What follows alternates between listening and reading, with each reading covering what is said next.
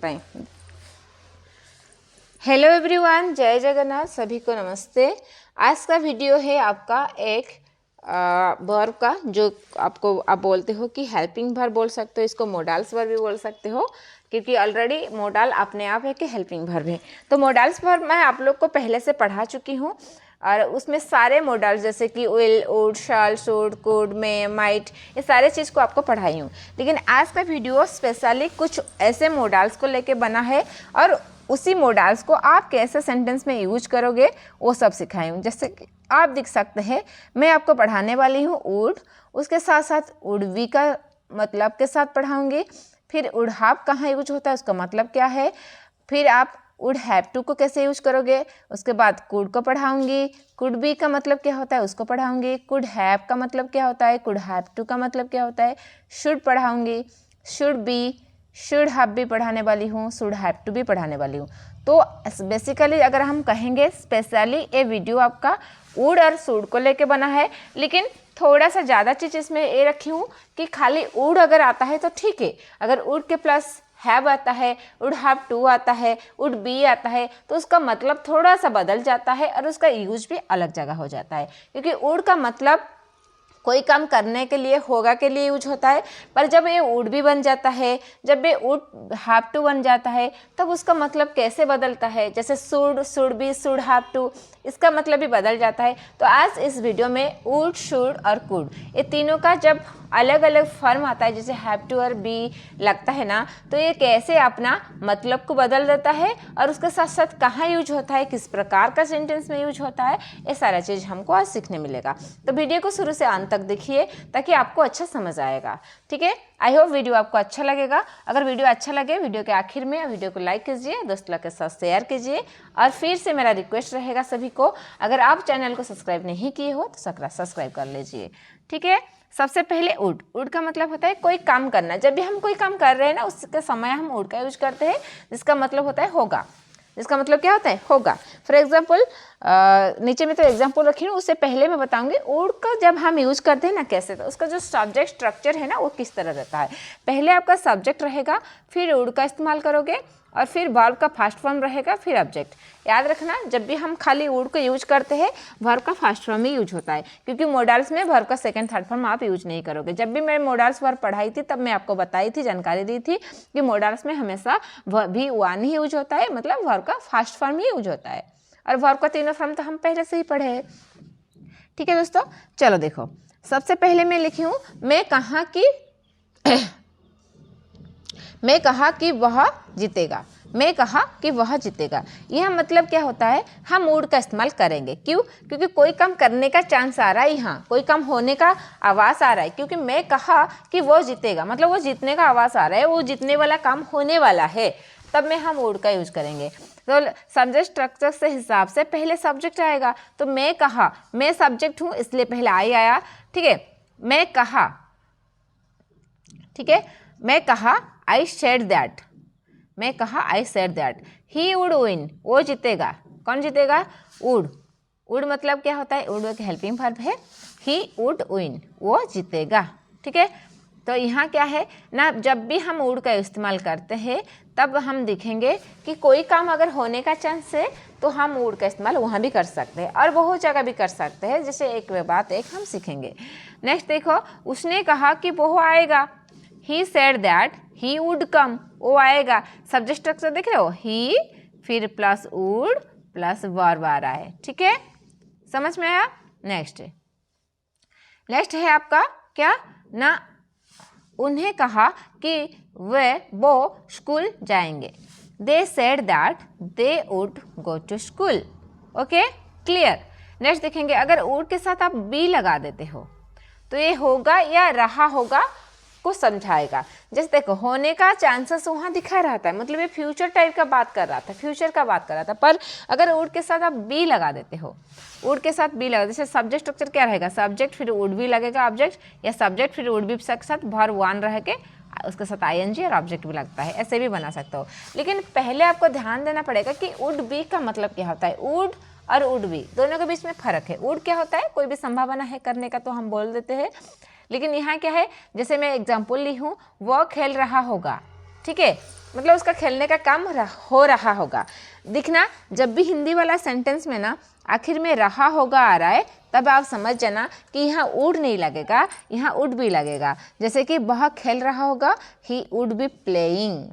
वह घर पर होगा तो इसको कैसे बोलोगे ना, he would be at home. Okay, Riya सो रही होगी, Riya would be sleeping. Would be क्यों लगेगा, होगा होगी जब रहता है ना, तब क्या होता है ना, वुड बी का इस्तेमाल होता है। ठीक है, क्लियर। नेक्स्ट देखो, नेक्स्ट है वुड बी के साथ हैव। वुड और वुड बी का फर्क हम जान गए। अभी हमको पता चलेगा कि वुड हैव का मतलब क्या होता है। जब भी कोई चीज़ आपके पास होगा या काम कर चुका होगा, तब भी आप लगाओगे वुड हैव। जैसे कि मैं कुछ बोल रही हूँ आपके बारे में, या मेरे अपने बारे में, या किसी और के बारे में, तो मेरा जो सेंटेंस है उसके आखिर में कर चुका होगा, अगर ऐसे फील होता है तब आप वुड हैव लगाओगे। फॉर एग्जाम्पल, वह खेल चुका होगा, मतलब ये पास्ट टेंस के तरफ से जा रहा है। ठीक है, पास्ट का चीज़ को बता रहा है। वह खेल चुका होगा, दैट मीन्स अभी वो नहीं खेल रहा है।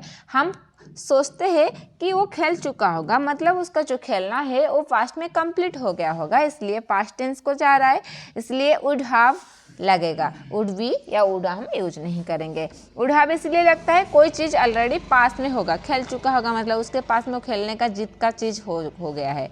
वह खेल चुका होगा, ही वुड हैव प्लेड। हाँ, और एक चीज़ देखो, वर्ब का थर्ड फॉर्म लगता है ना। वहाँ वर्ब के साथ आईएनजी लग रहा था, यहाँ वर्ब का थर्ड फॉर्म प्ले हो गया, प्लेड। मैं बोलूँगी उसके पास पेन होगा, he would have a pen. ठीक है, अगर मैं बोलूँगी उसके पास कार होगा, he would have a car.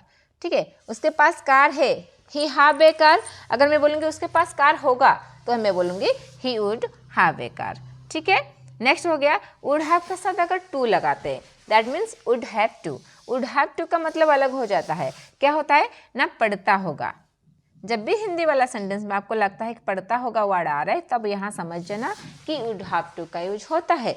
जैसे कि उसका सब्जेक्ट स्ट्रक्चर रहेगा, पहले सब्जेक्ट फिर वुड हैव टू लगेगा, वर्ब का हमेशा फर्स्ट फॉर्म रहेगा और ऑब्जेक्ट रहेगा। क्लियर।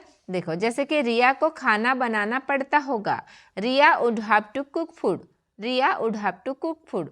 हिंदी का सेंटेंस आखिर में पढ़ता होगा आ रहा है ना, पढ़ता होगा, यहाँ भी पढ़ता होगा, तो उसके लिए वुड हैव टू का यूज करोगे। ठीक है बच्चों, देखो नेक्स्ट क्या है, राम को पढ़ना पड़ता होगा, Ram would have to teach, पढ़ाना सॉरी।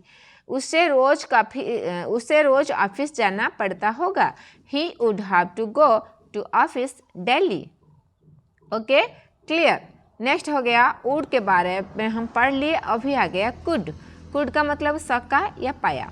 कभी कभी कुड को सकने के लिए यूज करते हैं और पाया के लिए भी यूज करते हैं। फॉर एग्जाम्पल, पहले हम सब्जेक्ट स्ट्रक्चर देखेंगे, सब्जेक्ट रहेगा, फिर कुड, वर्ब का फर्स्ट फॉर्म रहेगा, फिर ऑब्जेक्ट। ठीक है, जैसे कि मैंने नहीं कर पाया, आई कुड नॉट डू। यहाँ देखो, डू वर्ब का फर्स्ट फॉर्म है, डू डिड डन होता है ना, डू फिर होता है सेकंड फॉर्म डिड, फिर होता है थर्ड फॉर्म डन। तो मैं बोली क्या, ये वर्ब का फर्स्ट फॉर्म को कैरी करेगा, इसलिए डू को कैरी किया। ठीक है, आई कुड नॉट डू, मैंने नहीं कर पाया। यहाँ सकने के बारे में बता रहे हैं, मतलब मैंने नहीं कर पाया मतलब मैं नहीं सका, नेगेटिव वर्ड है पर सकने का इस्तेमाल करता है। ठीक है, वह नहीं जा पाया, ही कुड नॉट गो, वह नहीं जा पाया, ही कुड नॉट गो। हम उससे बात नहीं कर पाए, we could not talk to him. Okay, clear, simple दस्ता था। अभी आ गया कुड बी, जैसे वुड बी पढ़े थे ऐसे कुड बी पढ़ेंगे। कुड बी के साथ क्या होता है ना, सब्जेक्ट और कुड बी, फिर ओ डब्ल्यू को हम यूज करेंगे। ठीक है, जैसे देखो सब्जेक्ट कुड बी का मतलब होता है हो सकती है। कोई भी चीज़ अगर हम बोलेंगे ना, ये हो सकती है, वो हो सकती है, सोच के बोलते हैं ना, तब हम कुड बी का इस्तेमाल करेंगे। या थी के लिए भी यूज करते हैं। जैसे कि फॉर एग्जाम्पल, ये खतरनाक हो सकता है, मतलब अभी तक तो नहीं हुआ है, हो सकता है। It could be रिक्सी, it could be रिक्सी। वह अभी यहाँ हो सकता है, तो he could be here right now. Ram school में हो सकता है, Ram could be in the school. ठीक है बच्चों, नेक्स्ट कुड हैव का इस्तेमाल क्या करेंगे, सकता था पास हो सकती थी, इसी तरह सेंटेंस में कुड हैव का यूज करना पड़ता है। सब्जेक्ट स्ट्रक्चर है, सब्जेक्ट कुड हैव, फिर वर्ब का थर्ड फॉर्म रहेगा, फिर ऑब्जेक्ट रहेगा। ठीक है, वह यहाँ आ सकता था, ही कुड हैव कम हियर, पर आया नहीं, आ सकता था। तुम्हारा पास कार हो सकती है पर है नहीं, ये कुड हैव ए कार। समझ रहे हो, जो चीज़ तुम्हारा पास हो सकता है पर अभी नहीं है, उसके लिए कुड हैव लगता है। तुम वहाँ जा सकते थे, मतलब गए नहीं हो, you could have gone there. Okay, आया समझ। फिर कुड हैव टू को देखेंगे। कुड हैव टू का मतलब होता है करना पड़ सकता, जो चीज़ तुम अभी तक नहीं किए हो पर तुमको शायद करना पड़ सका। जैसे कि आज मम्मी घर में नहीं है, शायद आपको भोजन बनाना पड़ सकता है, क्योंकि नहीं है मम्मी घर में, है ना। आज तुम्हारा स्कूल बस नहीं आया तो हो सकता है आपको पैदल स्कूल जाना पड़ेगा। तो मतलब जो चीज़ हो सकता है, हो सकती है, करना पड़ सकता है, उसके लिए आप कुड हैव टू का यूज करोगे। फॉर एग्जाम्पल, तुम्हें खेलना पड़ सकता है, you could have to play, you could have to play. उसे जाना पड़ सकता है, he could have to go. तुम्हें पैसे देना पड़ सकता है, you could have to pay the bill. ठीक है, ऐसे सेंटेंस बनाते हैं। नेक्स्ट आ गया शुड। शुड का मतलब होता है करना चाहिए। जब भी हम किसी को सलाह देते हैं, जब भी हम किसी को बोलते हैं तुमको ये करना चाहिए, तुमको वो करना चाहिए, तुमको अच्छे से पढ़ाई करना चाहिए, तुमको तुम्हारा गलती मानना चाहिए, तुमको रोज एक्सरसाइज करना चाहिए, जब भी हम किसी को सलाह देते हैं तब बेसिकली शुड का यूज किया जाता है। जैसे कि हम किसी को बोल रहे हैं कि तुमको ये करना चाहिए, तुम्हें करना चाहिए, यू शुड डू। तुम्हें करना चाहिए, यू शुड डू। हमने पढ़ना चाहिए, हमें पढ़ना चाहिए, वी शुड स्टडी। आपको स्कूल जाना चाहिए, you should go to school. इसका मतलब हम उसको बोल रहे हैं कि तुमको ये सब चीज़ करना चाहिए। ठीक है, next should be. Should be का मतलब क्या होता है? क्या शुड बी करना चाहिए के लिए यूज होता है? नहीं, शुड बी का मतलब थोड़ा सा बदल जाता है। मैं बोली ना, जब भी हम मॉडल्स के साथ वी और हैव या हैव टू को लगाते हैं ना, उसका मतलब थोड़ा बहुत चेंज हो जाता है। जैसे कि शुड बी का मतलब होता है होना चाहिए या रहा होना चाहिए। जब भी सेंटेंस में आपको ऐसे वर्ड मिल रहा है तब भी यहाँ समझ जाओ कि शुड नहीं होगा, यहाँ शुड बी का यूज होगा। फॉर एग्जाम्पल, उसे घर पर होना चाहिए।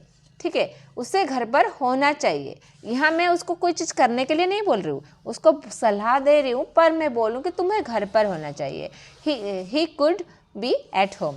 मुझे खेल रहा होना चाहिए, आई शुड बी प्लेइंग। ठीक है, आपको पढ़ रहा होना चाहिए, यू शुड बी स्टडिंग। ठीक है, नेक्स्ट आपका आ रहा है शुड हैव। शुड हैव का मतलब होता है चाहिए था, कोई चीज़ करने चाहिए था, जो कि पास्ट टेंस में है।